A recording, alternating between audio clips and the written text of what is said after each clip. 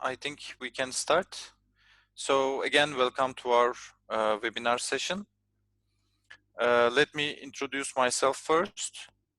This is Ilgaz. I am the product manager of ITarian Endpoint Manager, and I want to thank you all for joining to this webinar session. The content of this session is a little bit more to talk about the main functionalities for those who are just starting to use ITarian. We will of course continue to make our webinars regularly on a weekly basis. Also, we will hold separate sessions focused on the questions you ask about the topics that you want to learn. Therefore, we kindly ask you to share your questions with us in response to the email that we are going to send you after the webinar or directly from the forum, which we already shared the link. So you can ask all of your questions over there so that everyone can be aware of. And in order not to disturb the flow during the session, I will accept your questions in last 10 minutes. So today we will talk generally about procedures and the topics that we will cover are first, we are going to try how to create a custom script procedure, and then we will see how we configure role-based access control for procedures. Then we will move to how to create an operating system patch procedure, and then we will try again to create a third-party patch procedure this time. And after that, we are going to try to schedule a procedure so that it gets automated. And also, finally, we are going to apply an auto remediation script upon a monitor is triggered. So let's start. First, let me share my screen.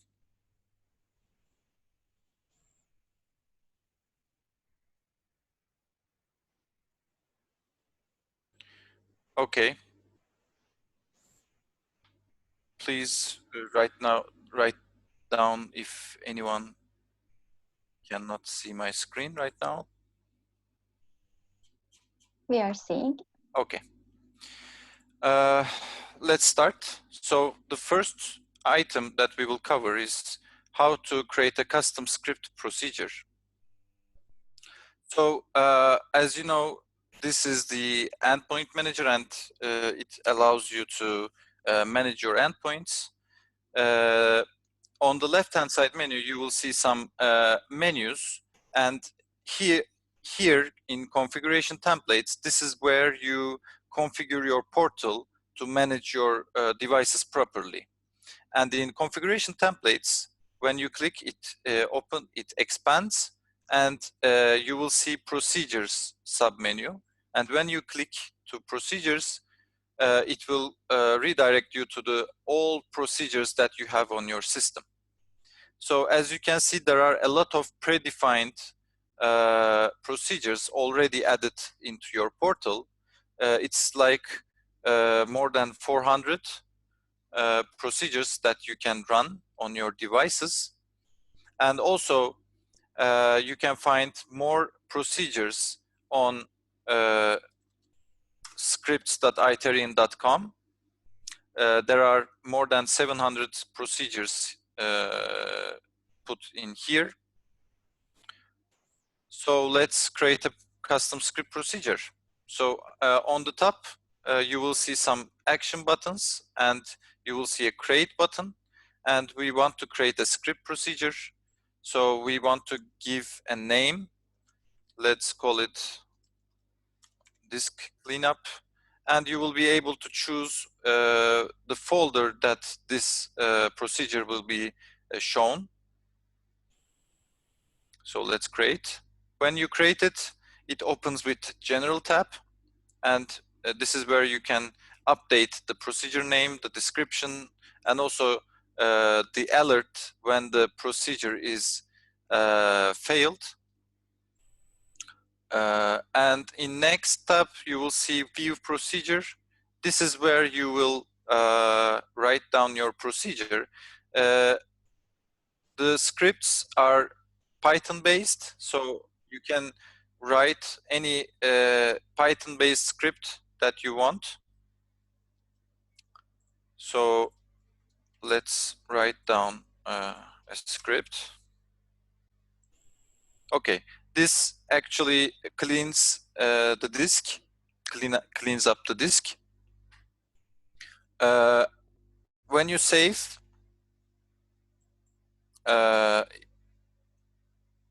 it is saved but not ready to be used. First, the creator has to send the script to review so that someone with knowledge can review the script and then approve or decline. So you cannot run any script that is not approved. So in that manner, we strongly suggest you to give separate permissions to separate users. For example, if one user creates a procedure, we strongly suggest that another user without create a procedure permission has the approval permission, so that the same person doesn't approve the procedure. It's for security, but it's up to you, of course. So let's send this to review, and then the options whether to approve or decline appears. For this user, the user has all of the permissions, so that this user sees everything and capable of doing everything in this portal. But we strongly suggest you to not to do that. So let's approve. If a procedure is declined, it means that there is something wrong with the procedure and it cannot be sent to ready to review state without any change. So the script has to be updated before it can be sent to review again. So let's approve the procedure. Now the run action button appears and it can be run across some devices. The options that you have is either you can run it over all of your devices, or you can choose by typing the device name, or you can choose by typing some device group names, users, user groups, and customers. And also you have the ability to send the resulting logs by email, whether you can choose to send it to current user or you can send it to any kind of email that you want. And also there is a user selection on the procedure to be run.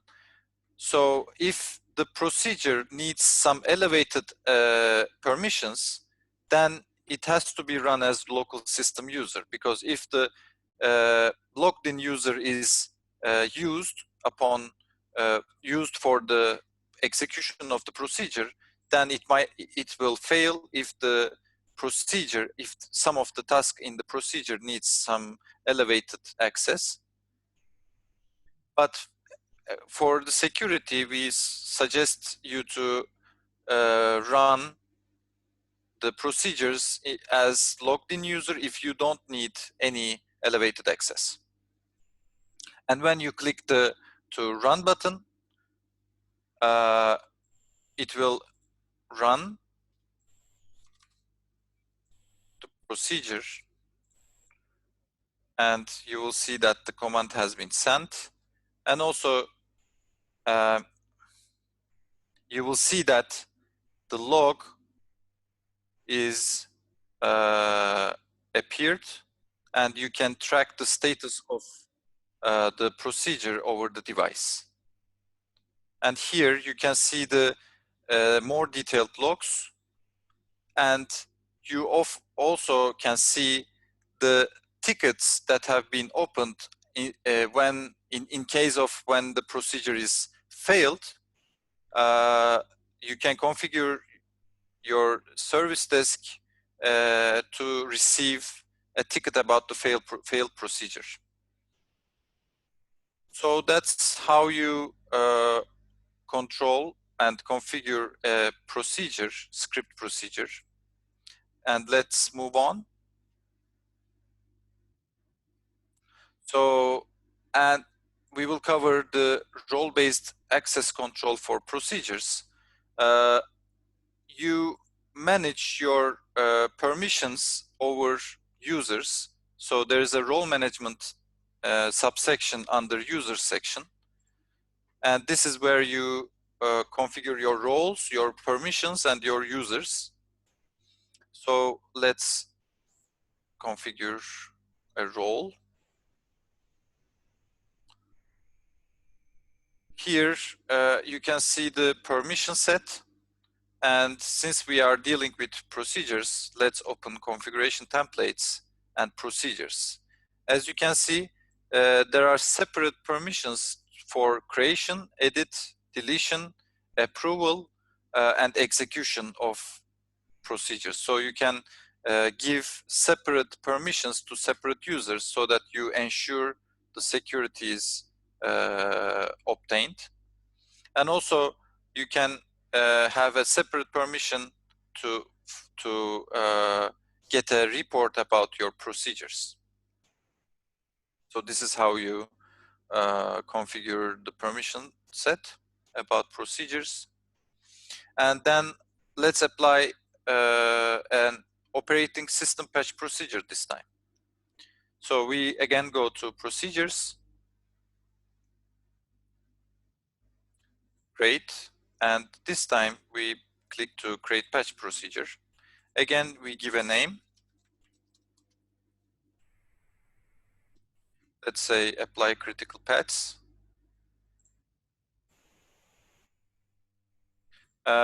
It's almost like the same with script procedures, but instead of adding and writing some Python script, you just choose some execution options from here.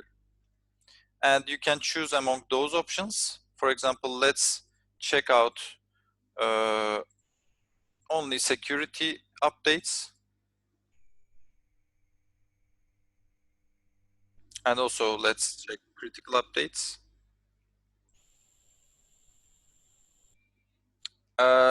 You will have another tab with restart control. You can either force the reboot if the reboot is needed, or you can suppress the reboot, or you can warn about the reboot and let the end user postpone it or apply the reboot immediately.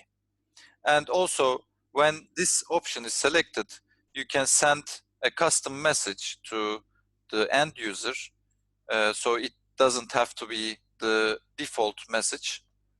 And also you can choose the time when you choose force reboot.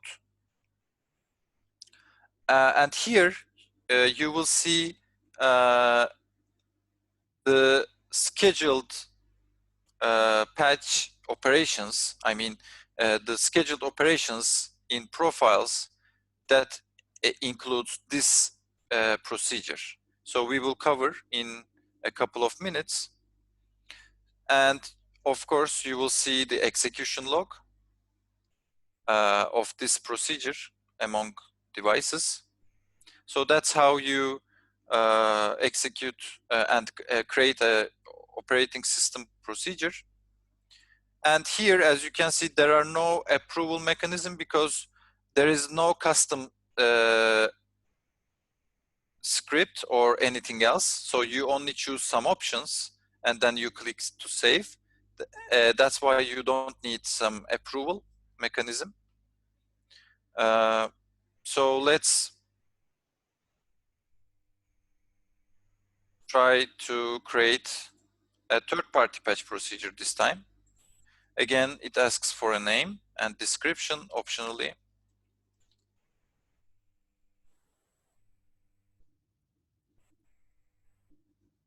So let's try to update the text editor applications. Again, it's almost same. This time on execution options tab, you will see some different options. Either you can update all the applications or you can update only the selected applications. For example, Notepad,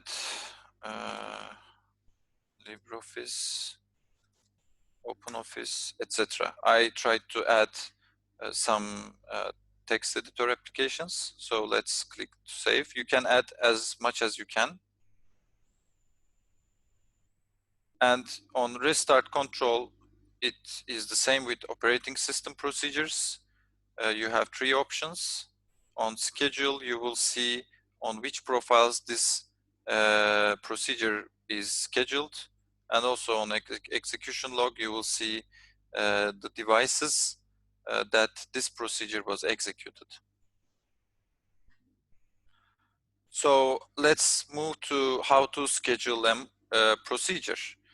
As I said, this section is the section that lists all the profiles which this procedure is scheduled. So it means that we need to go to profiles in order to schedule a procedure. So let's open a profile. As you can see, there is no such section other than general and monitors. You can add any profile section that we have by clicking to the related item. This time we want to add procedures because we want to schedule some procedures. So let's click procedures. As you can see, the procedures tab is added to the profile, and here we can add the procedure.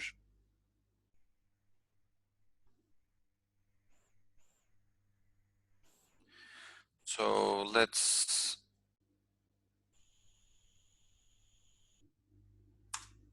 schedule this procedure. This reports the top 10 disk consuming files. So you have 2 options on schedule settings. Either you can schedule it on a maintenance window. We won't cover maintenance windows today. So if you want to get deep into it, please write your suggestions from the forum so that we can establish another webinar session about that. Today we will cover custom schedules. So we need to give a start date. Let's give today. On schedule options, we have 3 options: daily, weekly, or monthly. Let's choose weekly, and here we need to choose the day of the week, so that, for example, when I choose Saturday and Sunday, this procedure will run every Saturday and every Sunday at, for example, 7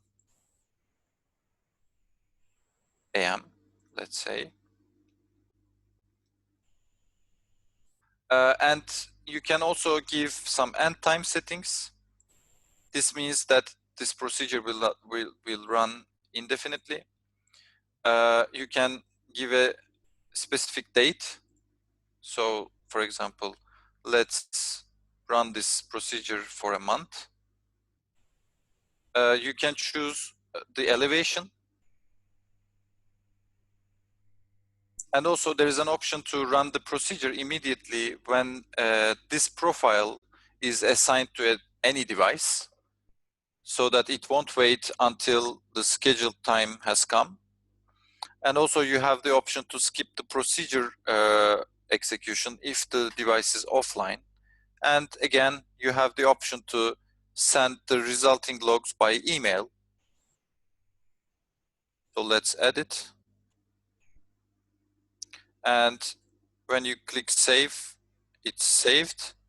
you can add as many procedures as you can and give different schedules for for each procedure, and also you can move up and down so that you have an ordering system.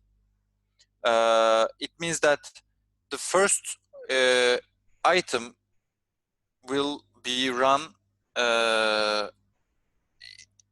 firstly, and the second one will be run after that, and the third one will be run after that, if the schedules are the same.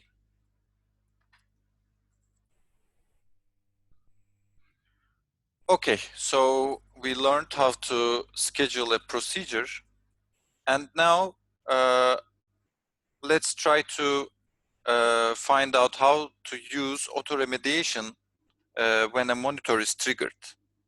So to do that, we need a monitor. Let's use this one. Okay, so the name is Disk Space Monitor. So in General tab, you will see an auto-remediation on alert. So if you want, when the monitor is triggered, so let's check the conditions of this monitor. So it is free space left on all drives less than 30. It means that when any of the logical drive has less than 30% of their space, free space, it will trigger an alert. And in that case, you may want to take an action automatically. So what would you do in that case? You would like to free up some space, right? So in that case, you can take an auto-remediation task so that it will try to free up some space automatically upon when the alert is triggered. So let's try to add our custom script that we created in the beginning of the session. So let's click save. And when this monitor is triggered, now this auto-remediation procedure will run automatically on the endpoint that triggered the monitor, and it will try to free up some space. So this is very helpful on the automation of your monitoring system. So that's all for today. Let's move to question and answers section. Do you have any question? Okay, script feature to monitor rate status. It is on our roadmap and it will be available very soon.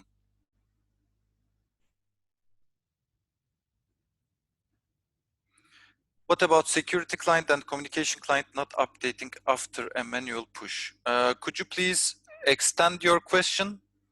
And also, please try to ask the questions about the topics that we covered. If you have any other question about some other topic, please share your questions with us over our forum so that everyone can aware of those questions, and we can answer your questions over there. And also, Ulgaz, I'm sorry, I'm interrupting you. And also, can you please share what would you like to have as a webinar? If you can share your topic idea so that we can create our agenda based on your feedback, it would be great for us. You can post under the forum that Ulgaz shared over the chat. So, thank you.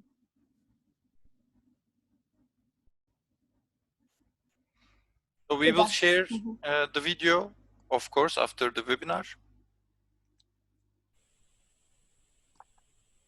Yes, we will share the video record as an email after the session.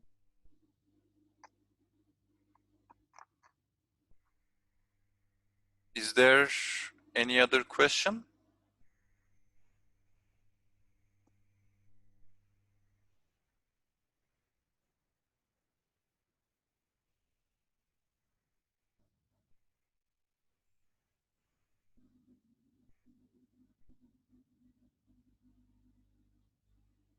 Okay, listening. Please write down your question.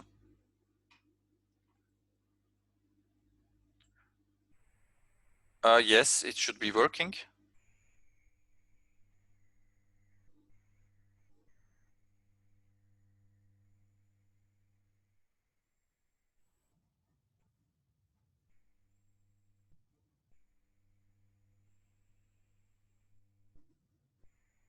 Well, the end time setting for procedures. This setting is a long-term setting, correct? Not the end time at the time the procedure is run. Okay, let's cover it again. So let's go to procedures. Let's edit it. Let's click schedule weekly. Okay, so here, this option run until is an option for the end time actually, which means that you will choose to stop running this procedure after some specific time. This option means that the procedure will run indefinitely, but you are limiting the timeline of the procedure. For example, if you choose 1 minute, then every time the procedure starts running, it will not run more than 1 minute. So it is covering both actually. And also, this setting is more or less the same. So when you have a maintenance window, which means that you define some timeline for your maintenance tasks, and no tasks are being run outside that timeline, let's say. And it means that it will run until the end of the closest maintenance window. So for example, if you have a maintenance window on Saturday starting at 8 a.m., 6 a.m. and 9 a.m., it will run until 9 a.m. This procedure will run until 9 a.m. and it will stop running after the maintenance window is over. So it includes both long-term setting and the end time at the time the procedure is run.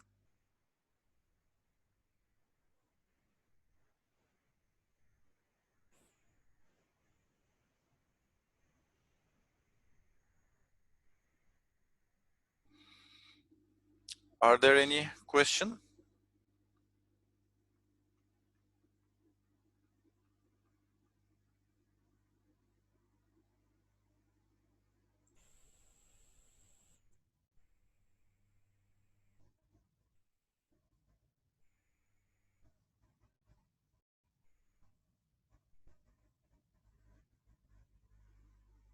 Okay. Are all the predefined procedures checked by ITarian for security issues written in them and also functioning? All the predefined procedures are prepared by our scripting team, and it is checked for any security issues before publishing it on our website and on our platform. So, and it is deeply tested. Each procedure is deeply tested before pushing out the procedure.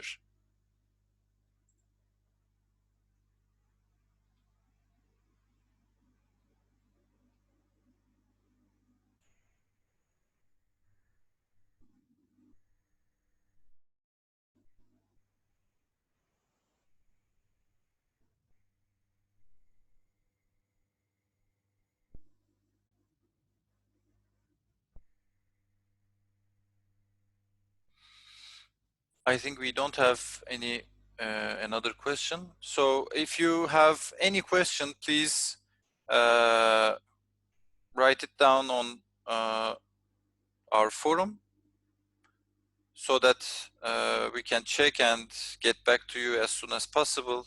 And also other forumers will get the benefit of it. So thank you again for joining our session. Hope you, I wish you a good weekend.